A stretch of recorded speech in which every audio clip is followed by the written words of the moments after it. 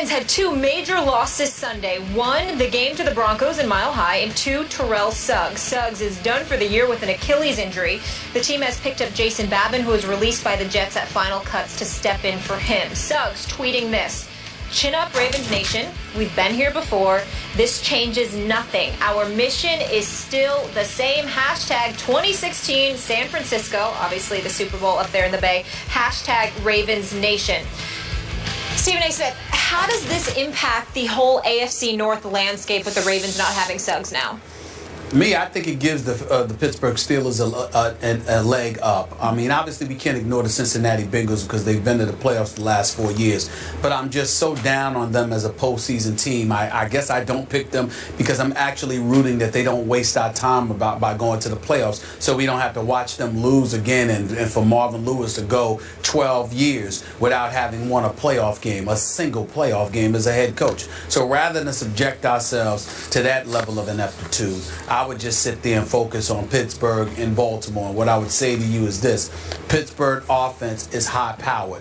Once Le'Veon Bell comes back and Martavius Bryant comes back, it'll be even better. Hopefully Pouncey will be coming back as well. The defensive side of the ball makes them highly questionable, but I've got to believe that at some point in time, they won't look as ridiculously awful as they did to open the season. Having said all of that, I look at Baltimore, and my question is, even though I think that losing Terrell Suggs is a devastating loss, their defense is still going to be big time with Jimmy Smith, with Webb, with C.J. Mosley and those boys. I believe in that defense, but I do think, Skip, they've lost a little something because you don't just replace Terrell Suggs, who combined with Mosley for 29 sacks last year. That's a hard thing to replace. And I think that how you offset that is by producing more offensively. And then that leaves me questioning. That means I have to rely on Flacco even more. Even though he had an outstanding year last year, I don't think that that's going to be the case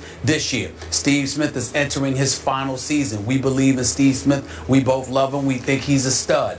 But Torrey Smith is gone. And when I look at what they have in Perriman, we just don't know what he's going to be able to deliver. So all of those things being considered, even though I like Forsett a lot and what he's capable of doing, everybody knows him now. He's not going to surprise anybody. I just think the loss of Suggs, from a motivational perspective as well as from a production perspective, you don't just lose him and things remain the same.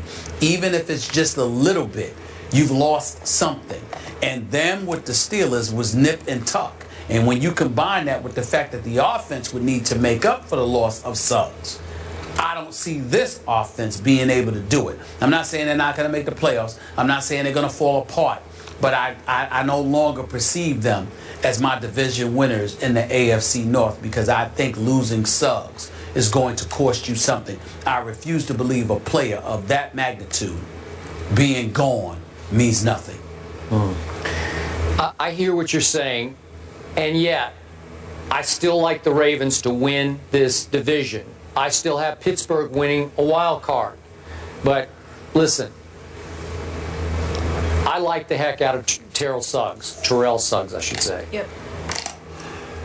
I've had many battles with him on this show, but I respect the heck out of him on the football field. Unfortunately, his other Achilles just snapped. He's had two of them now on both sides. That's just freakish, flukish, bad luck. I don't know what it is. I can't explain. That's the most inexplicable injury of all the injuries. Is why your Achilles, when you're basically doing nothing, just snaps. I guess it's just meant to be. So I feel for him. But he's going on 33 years of age, and even though I completely agree with you on the leadership side, the experience side, the presence side of having Suggs in your locker room and on your sideline and in your defensive huddle and sometimes in the backfield on 3rd and long, I get all that. But in this game last Sunday at Denver, big opening game for them, place where they've been very successful. Man, I look at his stats, there aren't any. Mr. Suggs registered 0-0. He didn't have a tackle or a sack until he was gone with 8:21 left in that game. And they did have 4 sacks as a team, and you mentioned C.J. Mosley had a couple, Canty had one, McClellan had one. Ozzie Smith is a flat-out wizard of a GM. I don't know that there's anybody better in football at picking players, that knowing talent, than Ozzie. He just keeps reloading and reloading and reloading. And half the time I look at the names that Flacco's throwing to, Crockett Gilmore, I know he was there last year, but I don't even know who these people are, and they're all pretty good.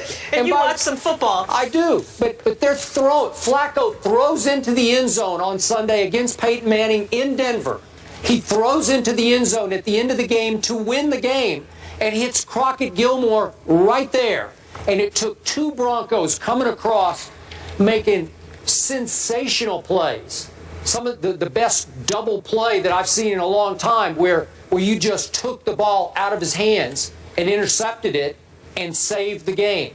You're going to win it or lose it, and they barely lost it. But Flacco did, and I'm no Flacco fan, as you know. He's Joe Fluco half the time to me. But that wasn't Fluco. That was just flat-out Flacco. Nice throw, Joe. Could have won the game. Maybe should have won the game. Denver was just a little bit better. So my point is, Suggs' tweet is right. What Molly read, the mission is still the same. I don't think they're going away. Well, the mission is still the same, but let's analyze why. Because of the genius that Ozzie Newsome is when it comes to finding talent. I mean, this kid Jernigan, Brandon Williams, and these boys, you lose Haloti Nada, and it doesn't seem like you've lost anything. We get all of that. We know Ozzie Newsome is the best. We understand that. There's no denying that. And you know I'm a huge fan of John Harbaugh. I love John Harbaugh. Yep. So when you have an organization like that, the structure is going to remain intact. The foundation is going to remain intact. They're not going to fall off the wagon. But again, we're talking about the magnitude of Suggs. And we're talking about an offense and whether or not they can give it to you. There's a reason why there have been many occasions where the Baltimore Ravens did not end up being what we thought they would be. Because even though the talent is there, something is missing at some key pivotal moment. And as a result, it ends up negating their ability to propel themselves. Okay. And I think this is one of those instances where it'll happen. They'll make the playoffs because they're too stout not to. But I just think that they lose a little something with Suggs. And that may be all that the Steelers need to leapfrog over them. Okay, last quick point about those Steelers. I remind you that last Thursday night, opening night, at Foxborough, Tom Brady was protected by 3 rookies in his offensive line. I agree. And this kid running the ball behind Tom Brady, the kid that Rex can't remember his name, that kid had been out of football for 2 years, and they got away with him running and catching the football and torched the Pittsburgh defense. I'm just not sure it's good enough to stand up to win this division. Well, I agree with you. The Steelers' defense is definitely suspect. Shazier and Jarvis Jones definitely need to step up. Timmons needs to get in their head and get them to produce something. Yep. And my God, can I please get some kind of pass rush? Pretty please, with Sugar on top. Can somebody on the Pittsburgh Steelers record some sacks? I mean, good Lord. So, Stephen A., you have the Steelers winning the division. Skip, you have the Ravens and the Steelers getting in with a wild card? Yep. All right, here's the AFC North matchups this weekend. 49ers at Steelers, that's a good one. Chargers, Bengals, Titans, Browns, Ravens at Raiders. Beast Mom, I didn't write this. You're all wrong for that. Marsha, that was funny, though. Marshawn's mom takes to Facebook and blasts the Seahawks play calling. Mark Schlereth is in the house. He joins the desk to offer his thoughts as well. Don't miss it after the break.